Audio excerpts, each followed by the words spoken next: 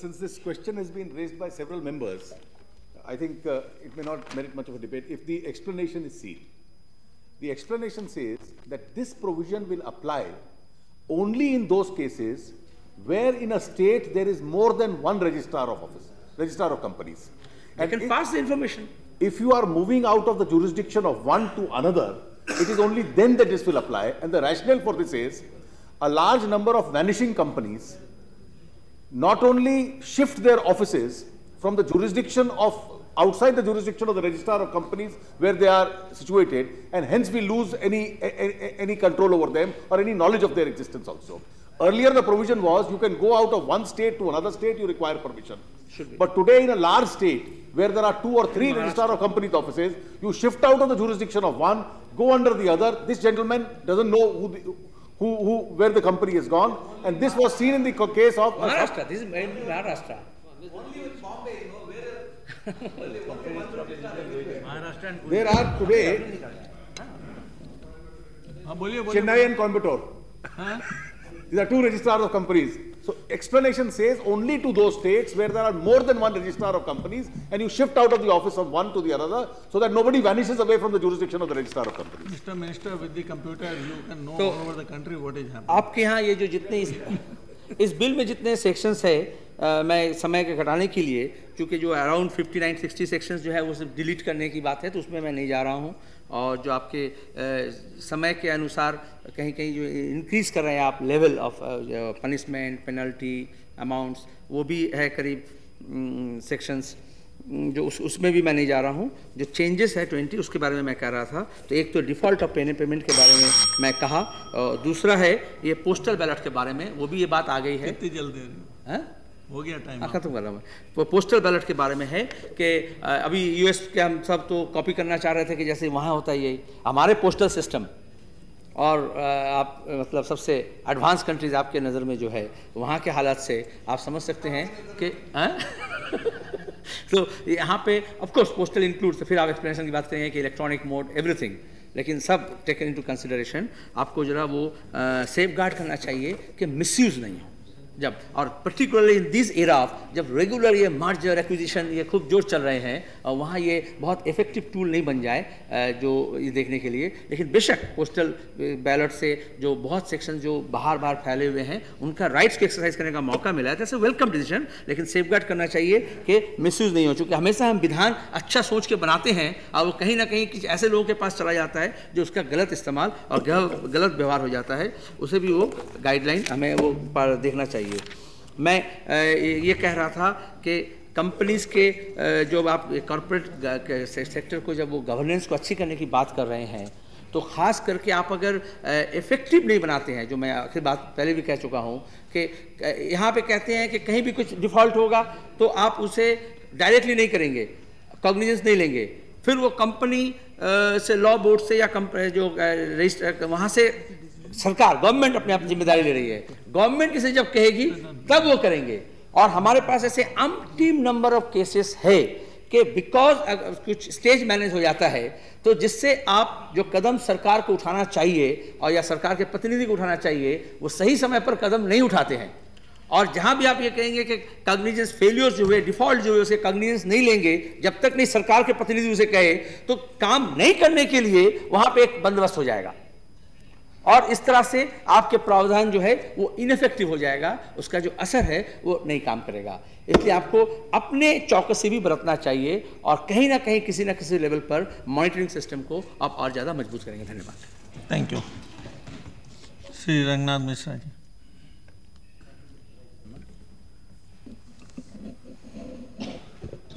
I would start with, ultimately I support the bill subject to certain things. But I have 4 aspects to present. We were just talking about minority shareholders, shall and may. I am not on shall or may, I am on the point. If we elect a shareholder and he ceases to be a shareholder by transfer of the share, what happens to him? He has no stake in the company, but he continues to be on the board. Such a situation should be provided that on his ceasing to be a shareholder, he should cease to be a director. That you have not provided. we were talking about the auditor not being an officer. As the definition now stands, reasonably it should be construed that an auditor is not included. No, but kindly listen. On this, with the same definition in the existing law, you had made a proviso saying that not including in such and such section. You have now deleted that. With you, with your experience at the bar, this will be a contention saying that the legislature doesn't talk without anything, it doesn't talk in vacuum. Something must have been there for which it has been deleted. Either continue that or make it clear. Let all the 5 or 6 sections be continued, that not in such and such sections as it is occurring now. And if you want to delete, make it very clear that the auditor is not there. Shall we have a look at it? Kindly have a look at it. After the, presently as it stands, but not in these sections. A number of sections have been indicated. Do you have the book or may I pass on the book, Minister? Right.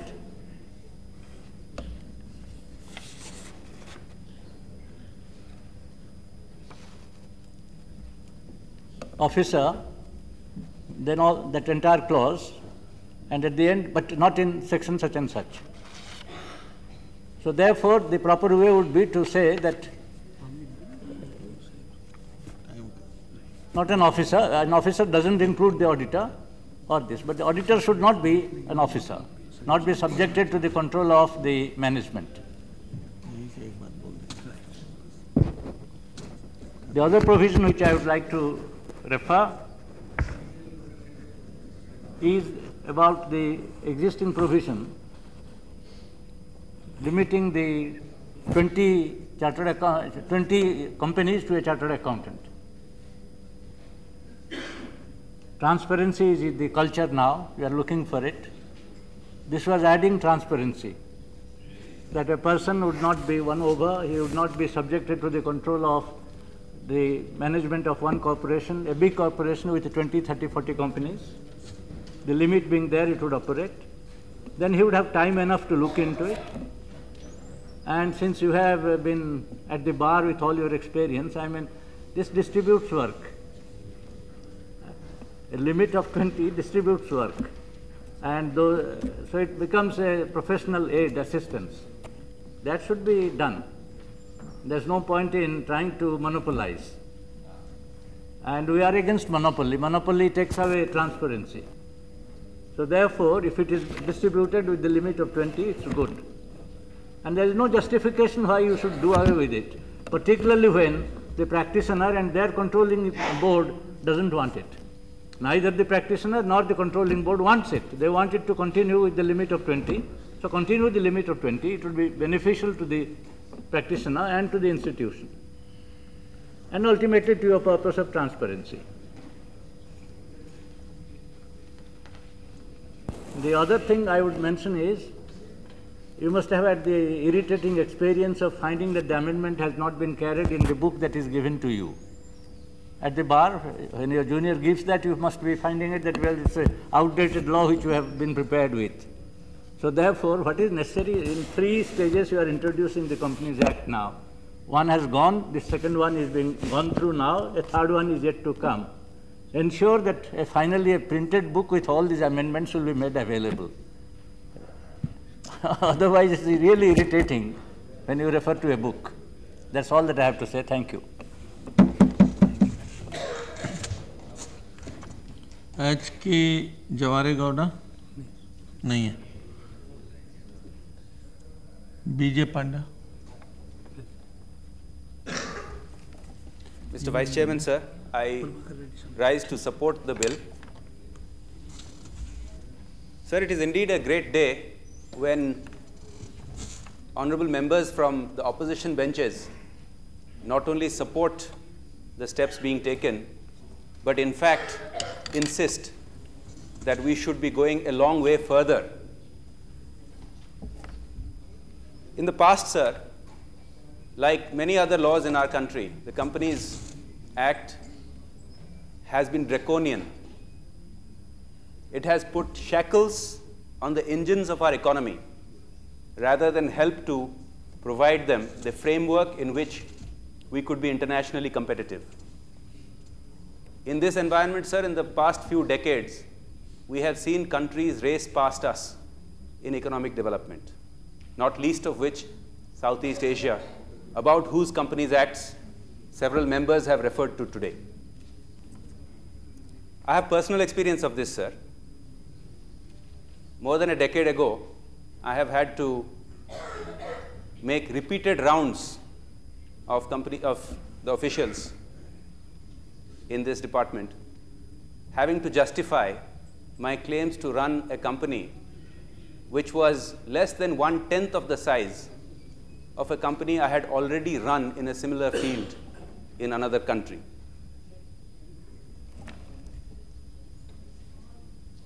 If all these draconian shackles had been for any higher purpose, sir, it might even have been justified. If it was for investor protection, if it was for corporate governance, it might even have made sense. But that wasn't the case either.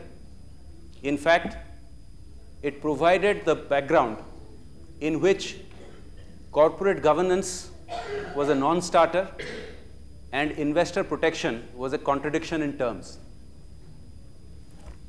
Sir, in recent times, there has been much liberalization, not only in the Companies Act, as was pointed out by Honorable Member Shri Salim, but also overall in the economy, in many other laws,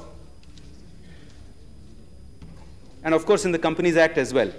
This has led, sir, to significant and noticeable improvement in the standards of corporate governance.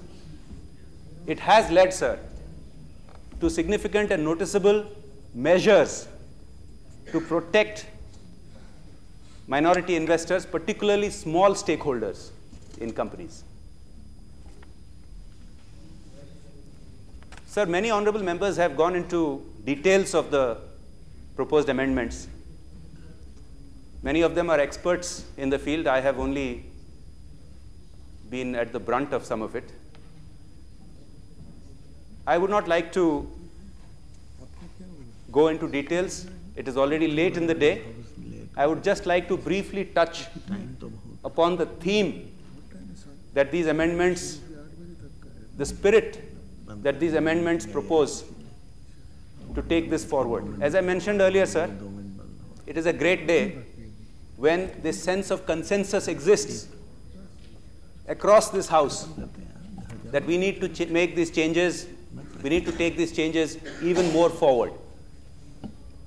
However, sir, there is a sense of urgency, as has been reported extensively in the media in the last several months. There is seemingly a crisis of confidence in the Indian economy. This is the time to set out our intentions not only clearly, but also quickly. It will, in no small measure, help to increase investor confidence in our economy and our country. This is the need of the hour. I too support the call for a comprehensive review of the Act, even if it comes only 3 years after a comprehensive review was done. But this is not the time for us to embark on that venture, sir. We need to push forward these amendments urgently and with purposefulness. Sir, I would like to conclude by saying that these proposed amendments are no radical departure from the consensus that has developed over the past decade, but rather evolutionary, even conservative, and if I may say so, sir, sensible.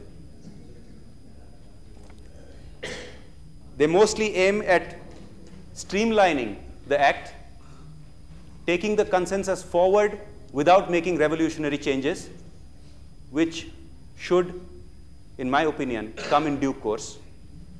And, sir, will have the effect of making not only companies, but entire stock markets in our country much more transparent. Thank you, sir. Thank you. Sri P. Prabhakar Reddy, absent. Sri Ramnath Kovind. Thank you, Vice Chairman, sir. I rise to support the Companies Amendment Bill 2000. We have discussed various provisions of the bill exhaustively. Therefore, I will be brief in my submissions. Sir, the proposed amendments, most of the proposed amendments are based on the recommendations of the Standing Committee report. We know that since many of the functions of the Company Law Board have been transferred to SEBI, this has necessitated the proposed amendments also. We find that most of the offences in the Principal Act are punishable by monetary penalty, and those penalty amounts were meager, but due to inflation, we find that the existing amounts, penalty amounts, have become insignificant.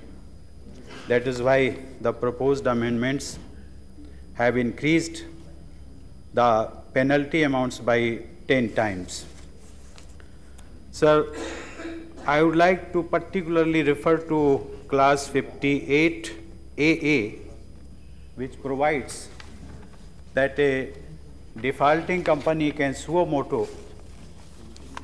It has to intimate, I will quote, sir, 58 AA, every company which accepts deposits from small depositors shall intimate to the Company Law Board any default made by it in repayment of any such deposits or part thereof or any interest thereupon. Then we come to clause 3, which says, where a company has made a default in repayment of any deposit or part thereof or any interest thereupon. Sir, what I want to convey, that this provision is silent if a defaulting company fails to intimate. Here the penalty has been provided if the defaulting company fails in the matter of repayment. But if the defaulting company itself does not intimate the Company Law Board, the provision is quite silent. Now, sir, about the next clause is 58 AAA.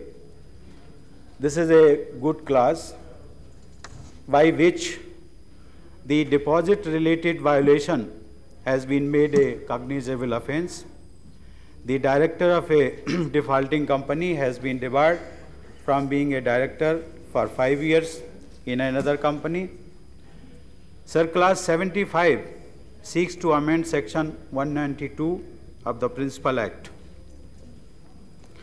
This clause has really introduced the philosophy of corporate democracy and governance by introducing the system of postal ballot, which includes electronic voting also. Sir, this has been given a right to the shareholders. The shareholders can definitely exercise their right sitting at a distant places. They may be exercising this right even when they are in abroad. Sir, there is a provision regarding director's responsibility statement. Every director is obliged to file an annual statement about his responsibility statement. But sir, this responsibility statement restricts itself to the financial compliance. There is no responsibility statement with regard to the legal compliance of the various provisions of the Act. I would request the Honorable Minister to take into consideration this fact also. This will definitely protect the interest of investors, particularly small depositors. Now, sir, clause 134, which talks of audit committee, which will go into the matters relating to internal control and financial system. These, the recommendations of the committee have been made mandatory. This is a good provision. Clause 126 talks of disqualification of a director if he fails in the matter of filing of annual returns continuously for 3 years, or in the matter of repayment of deposits. And the penalty which is being proposed is that he cannot be eligible to be a director of any other company for 5 years. This is a salutary provision. Now, sir, while concluding, I am of the opinion that the bill, after its passage, will definitely bring a new era of corporate governance. But one thing, sir, I would like to point out that the job of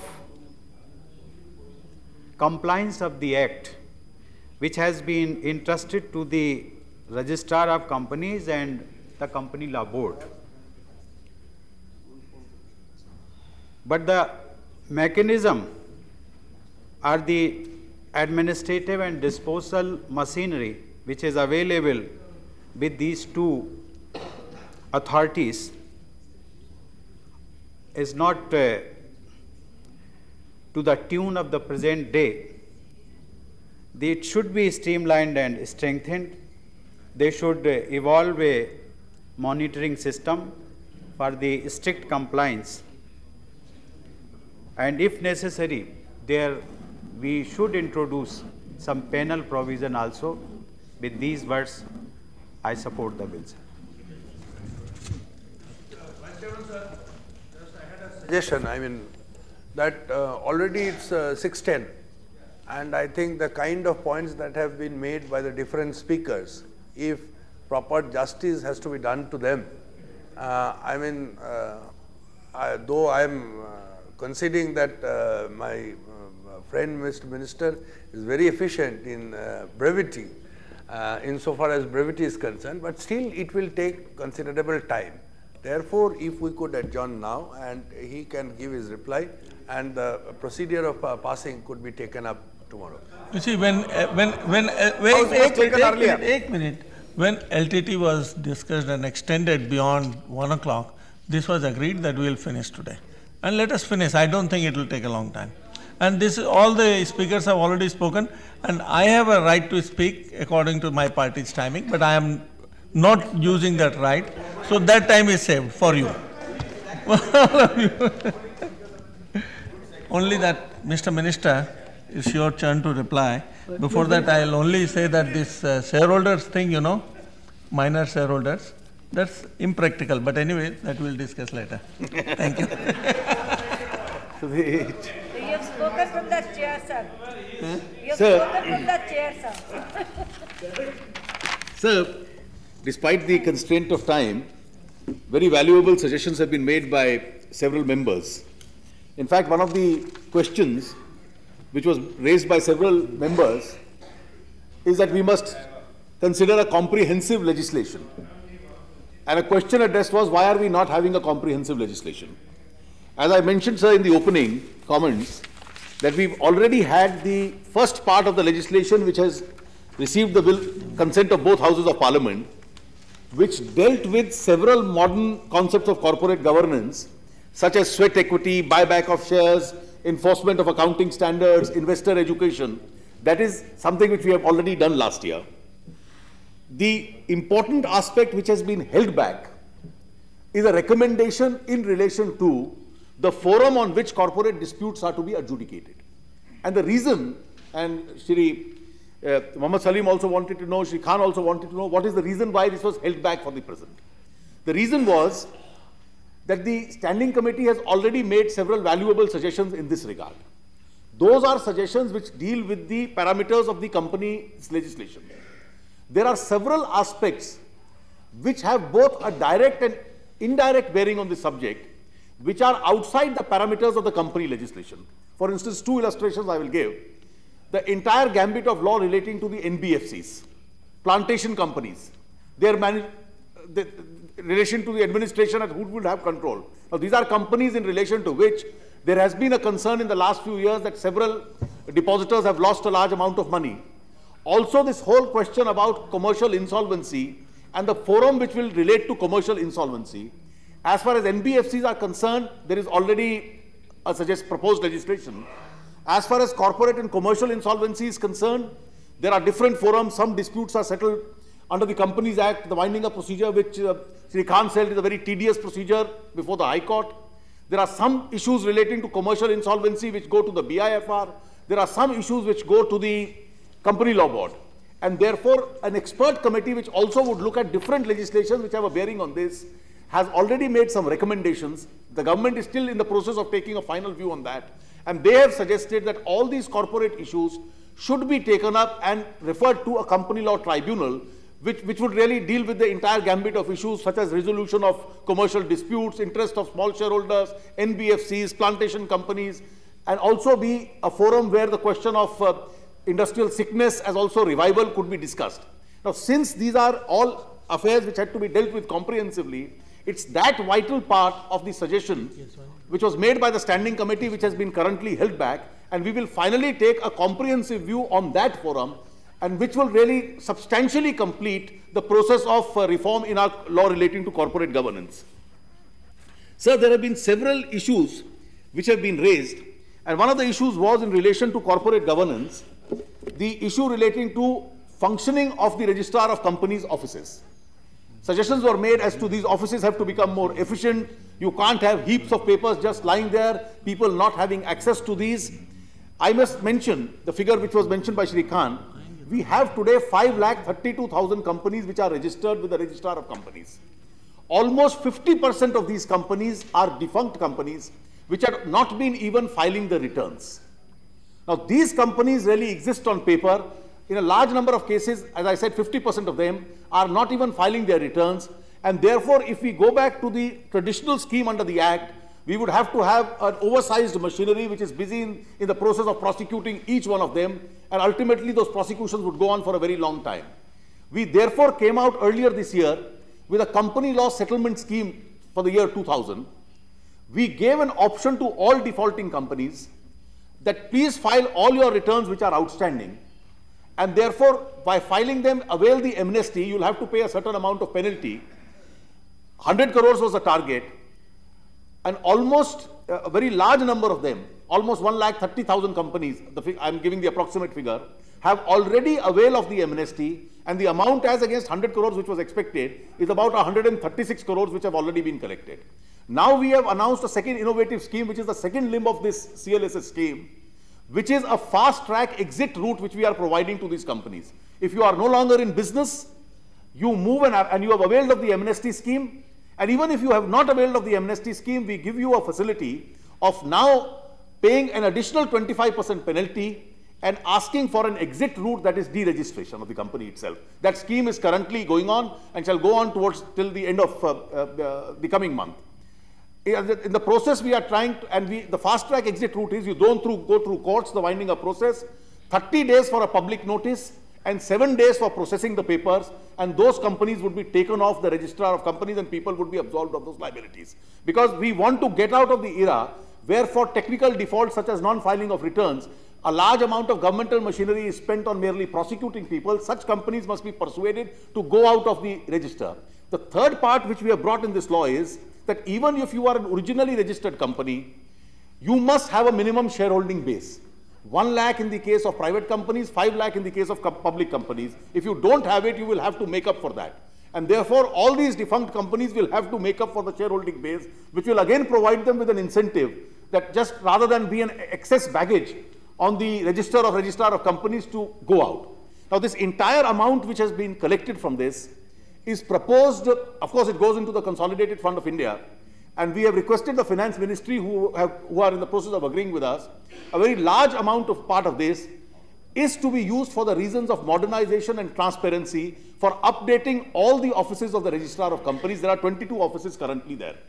If 22 offices are being computerized, the Coimbatore is the first office which is completely computerized, and we are intending that for the long-term plan for the Registrar of Companies, once it is computerized, the processes such as filing of returns, inspections should be all online. Therefore, these offices should operate in a paperless manner, as against the current system, which was rightly mentioned. There are heaps of papers lying there.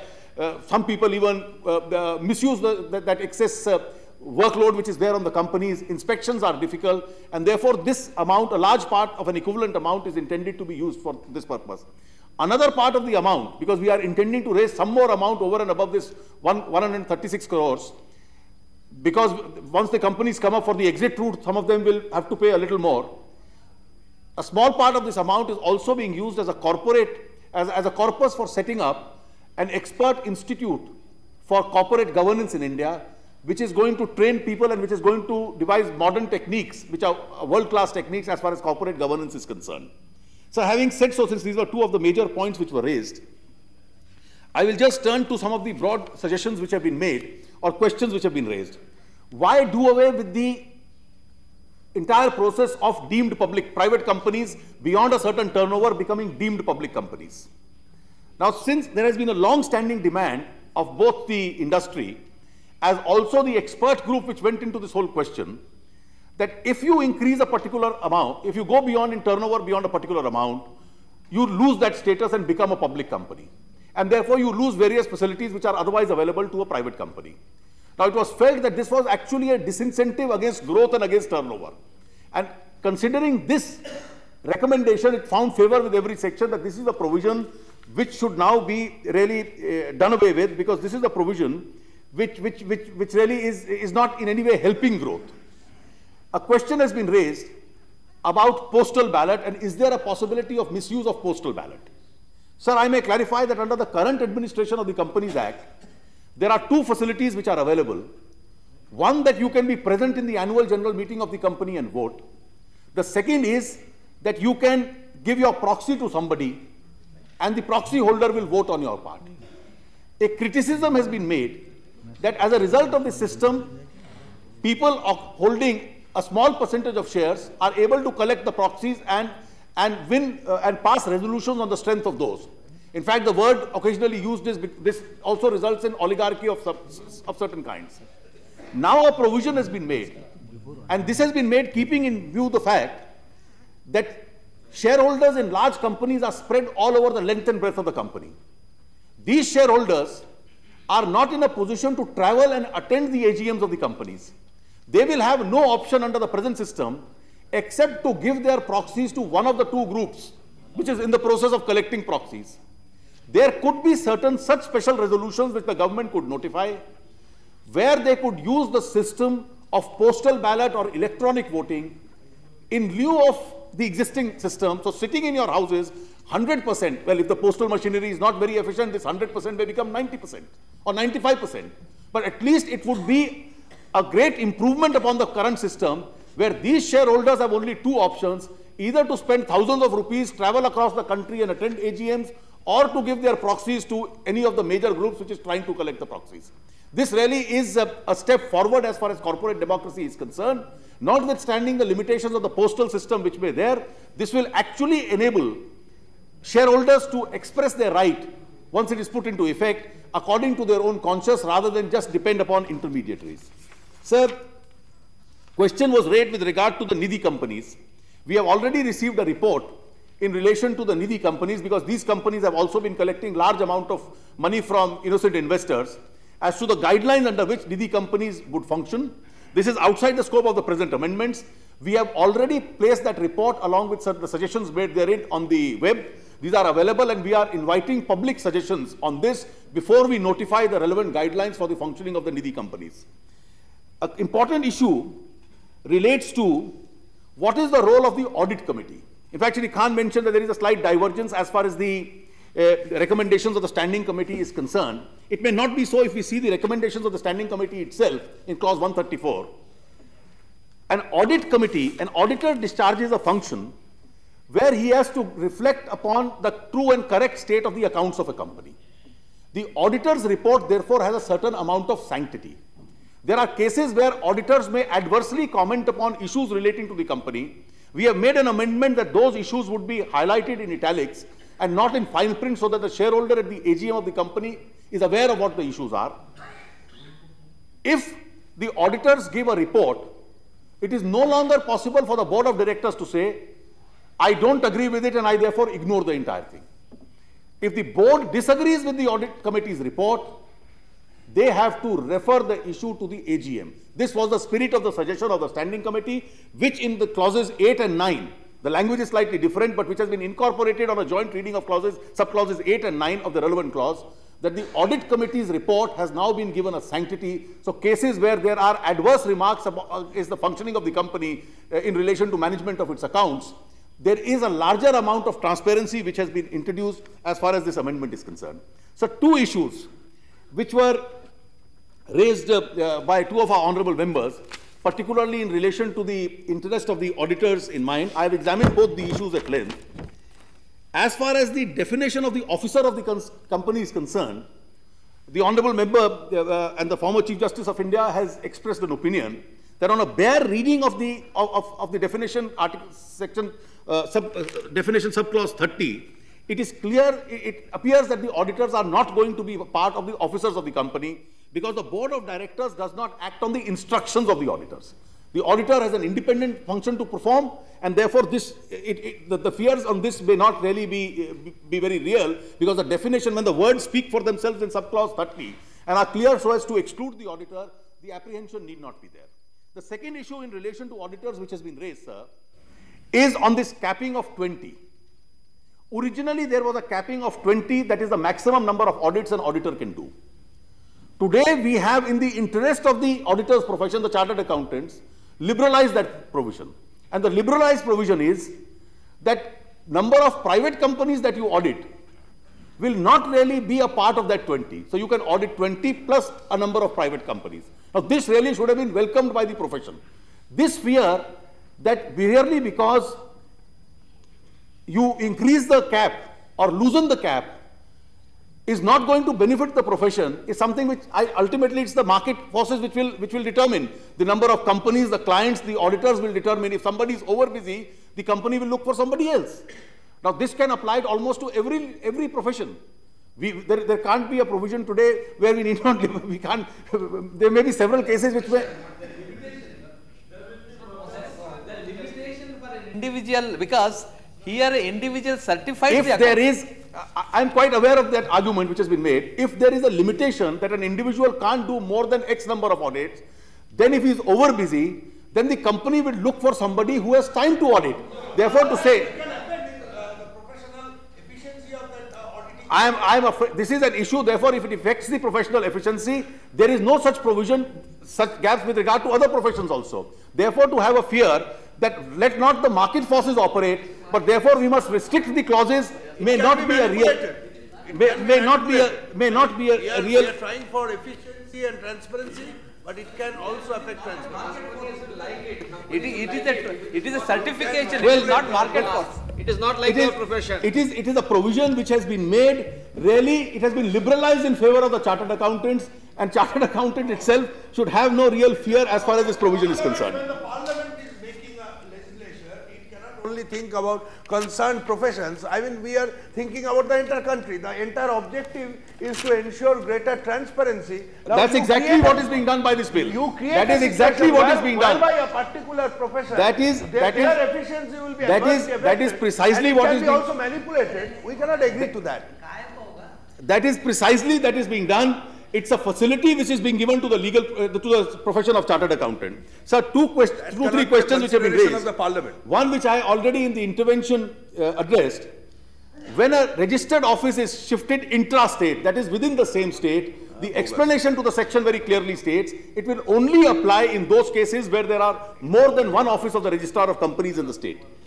Sir, the question has been raised with regard to offences. Offences under this section, not only have the penalties been increased tenfold, but the offences have been made cognizable under, as far as the new Act is concerned. In an environment of liberalization, when you give additional facilities for people to perform, you also keep deterrents in place that if they misconduct themselves, they will be held to be accountable to the law.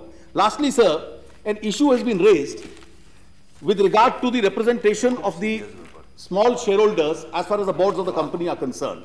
That's the amendment suggested, which has been suggested under Section 252 of the Principal Act. So this provision is an evolving provision. This is the provision which has not been tested in many countries world over. The initial bill, when it was introduced, the bill had a provision that it would be mandatory to have a nominee of the small shareholders. Thereafter, the matter went to the standing committee. There were various kinds of views which were expressed, various apprehensions in favor and against the provision which was expressed, and also the standing committee expressed an opinion that probably it is not required.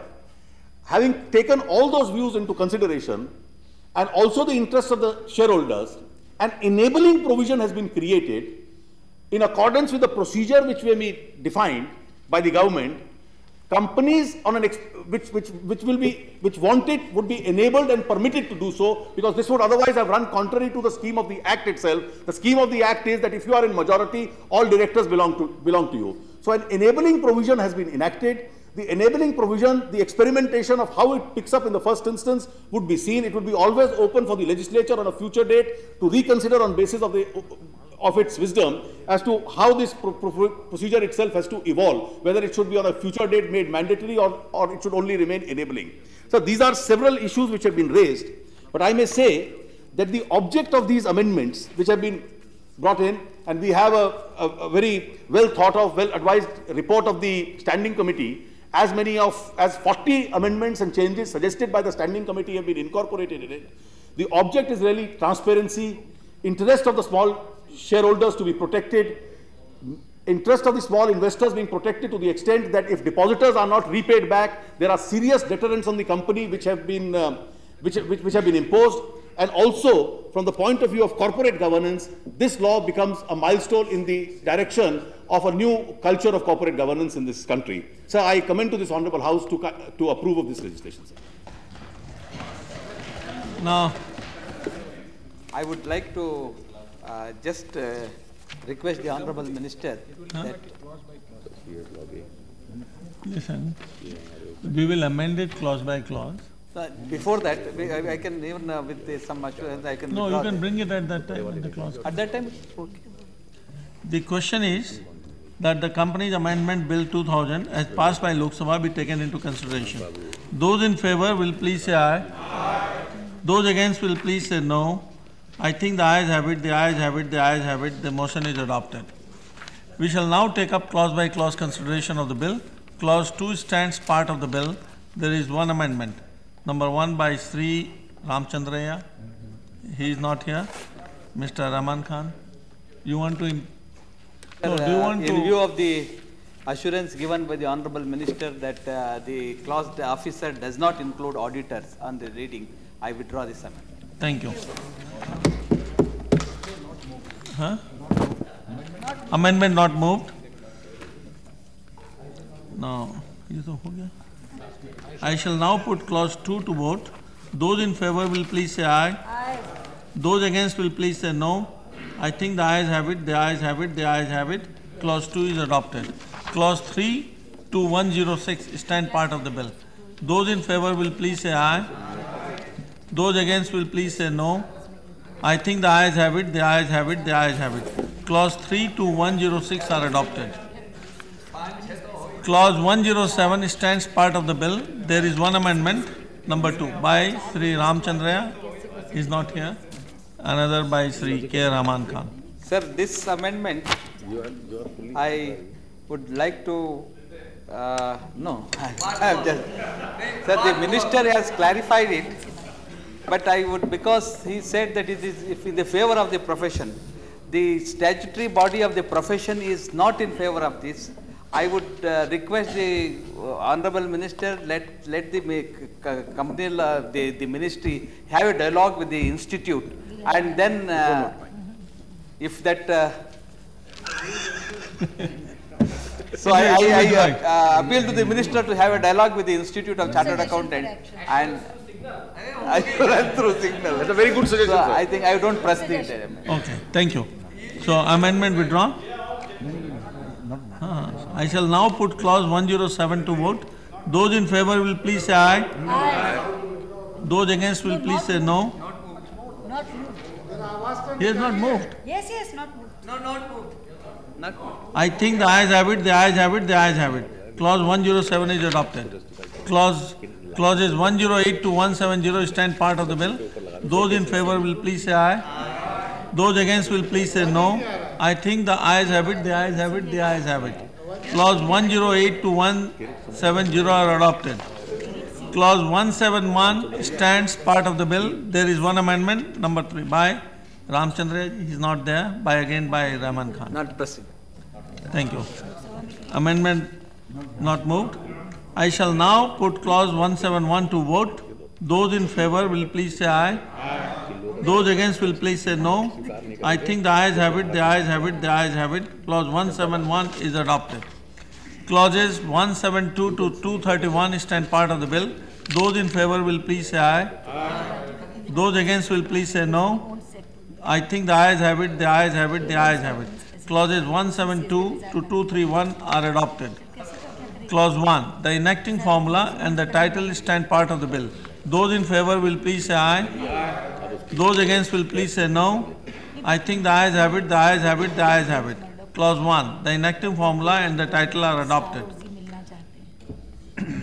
Now, Minister to move. Sir, I move the bill, sir. Motion moved that the bill be passed. The question is that the bill be passed.